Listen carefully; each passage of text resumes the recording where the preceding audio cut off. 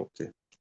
All right, so I'll start. I was told to do presentation on CRT interface, but I've got deeper to do on CRT follow-up. Yeah, that's how you have to interact with with the programmer so that you can be able to get to know how to to do follow-ups and get to know better about the CRT interface. So uh, when do we do follow-ups, regular follow-ups?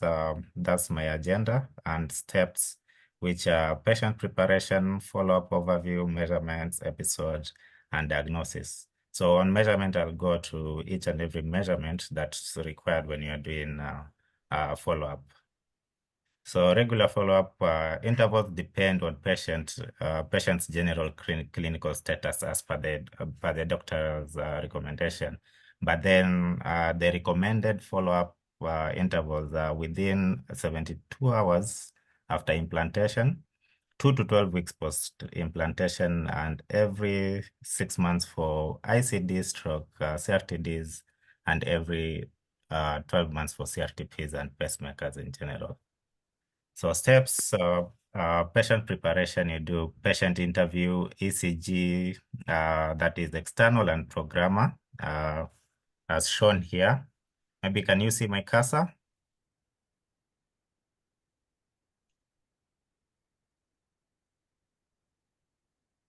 Hello, Yes. am I audible enough? Yeah, you are audible enough. Yes. Okay, Yes, go on, please. all right, thank you.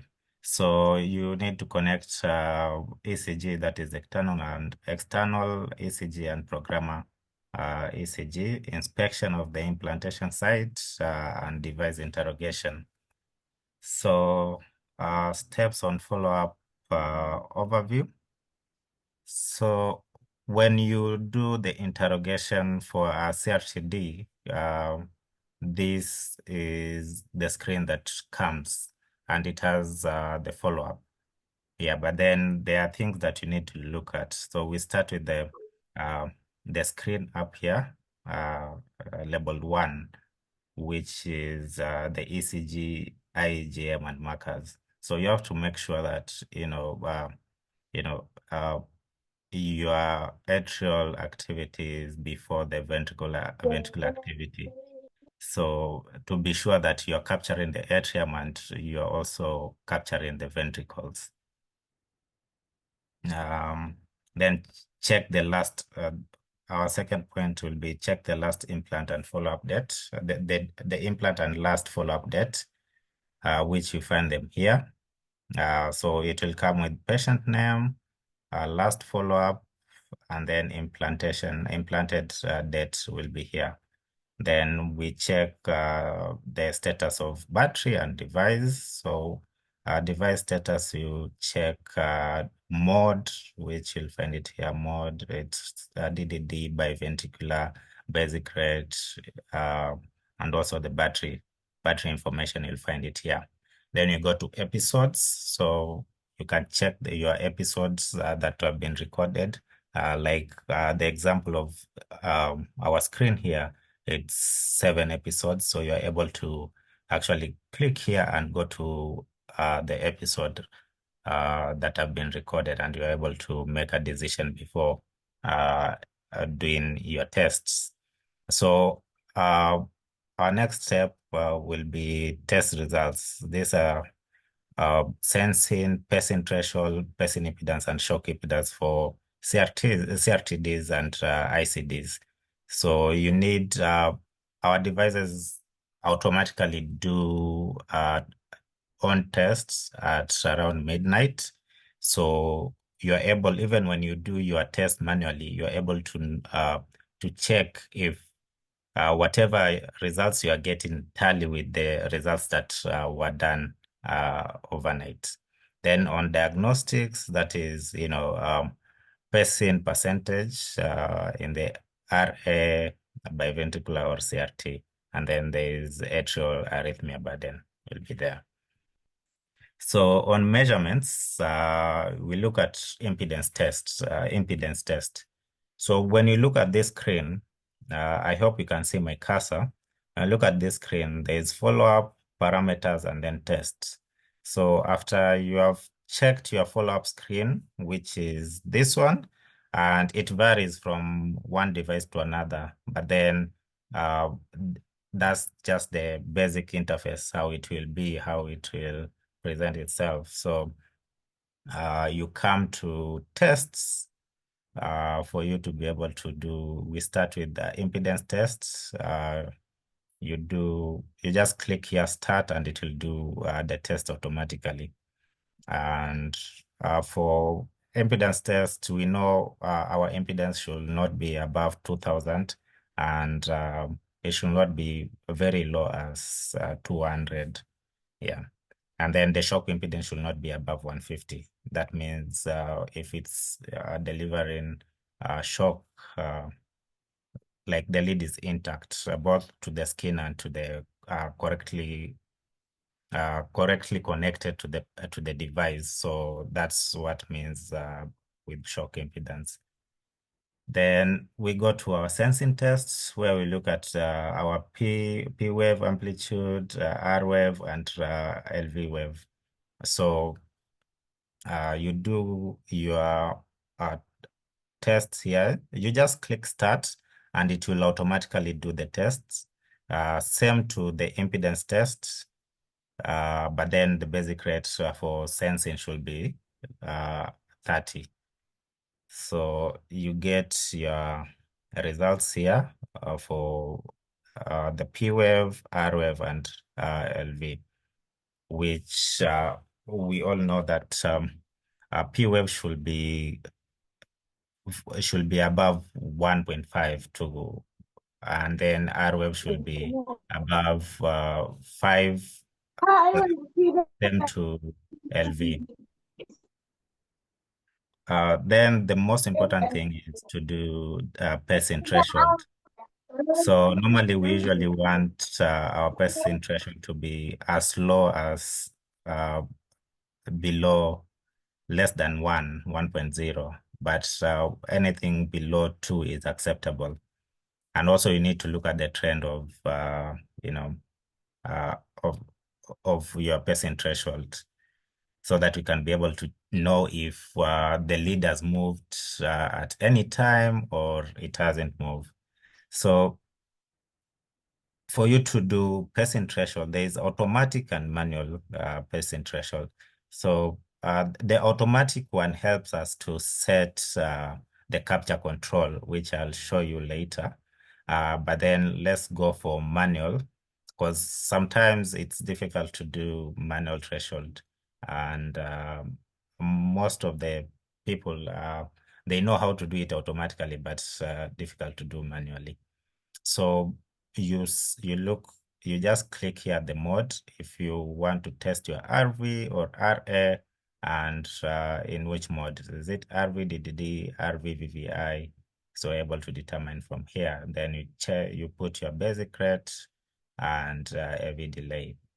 So you have put our details here, and then you start. You'll have to click start here where the stop is, and then you can start like from 2. As you look at this screen, there is a pacing spike and then the QRS. So when you look at this pacing spike, QRS, pacing spike, QRS, that means it's captured even at 1 pacing spike, QRS. But then over here at 0.9, we lost. So it was pacing spike, then there was some space there, then the QRS. So we lost capture there. So our threshold will be 1.0. And then we go to LV vector optimization, whereby you can choose to do the set LV, but then you can actually do for our QP technology that we are currently using. So we're able to have up to 20 vectors. So you can able to do the 20 vectors in less than 3 minutes. So you can choose to do manually or automatically. Okay. So what's the LV vector optimization? What is it for?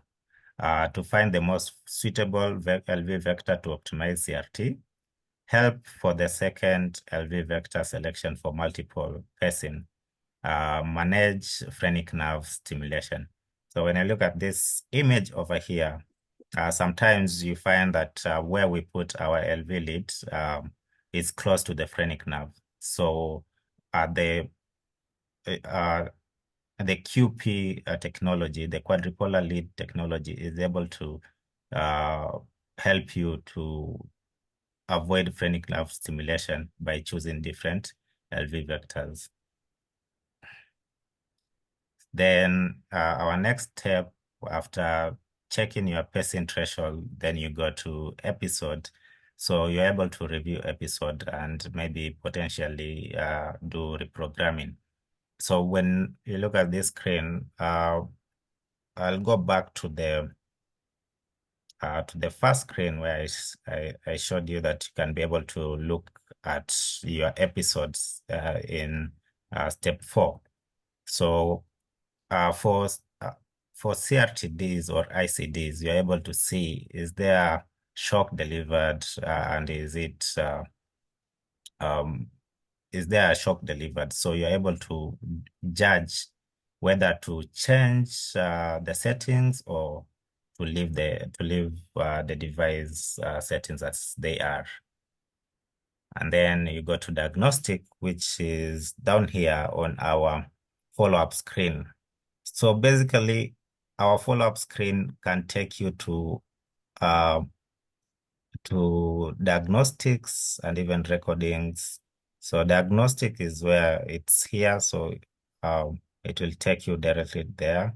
And recordings, it's here on episode, which was our step 4.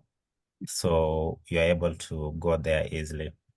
So you're able to, under diagnostics, you're able to look at the percentage, pacing percentage in the RA, RV, and CRT, and even biventricular. So you're able to judge whether to change your settings according to the pacing percentage. If the pacing, CRT pacing is less than 98%, then we need to look for potential reason why we are not getting proper CRT optimization.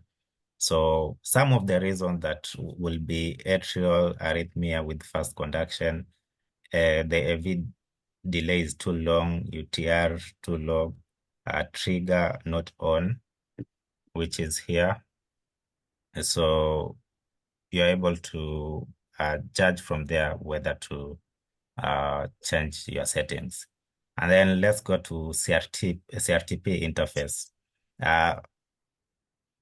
So this is our most common used device here in Kenya, an ITRA 8HFT-QP.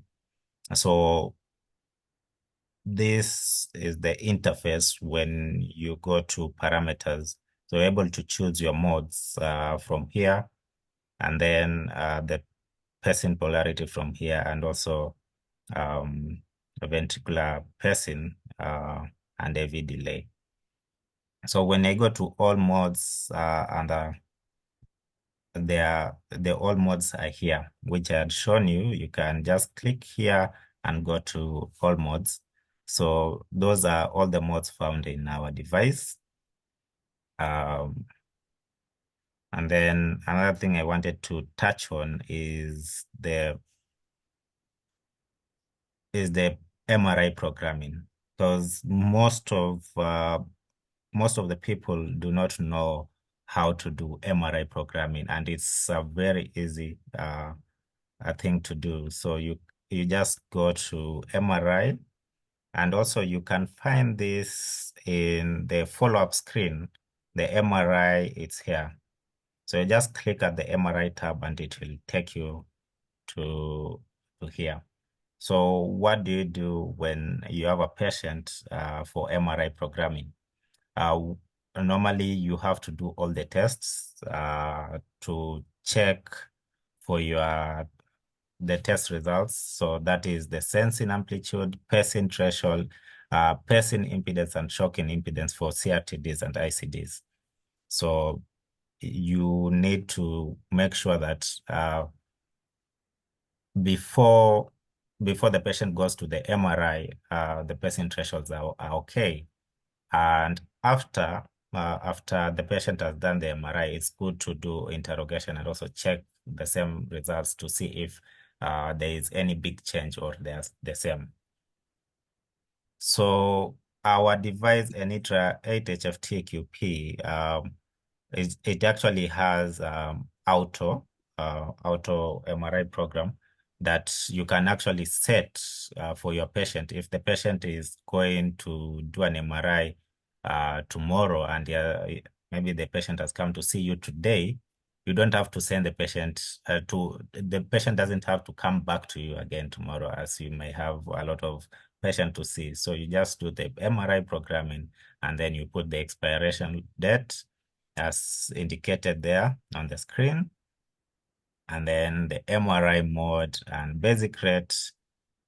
And then you have to put the device in bipolar, because when you go to MRI field, there is a radio frequency which brings about interference with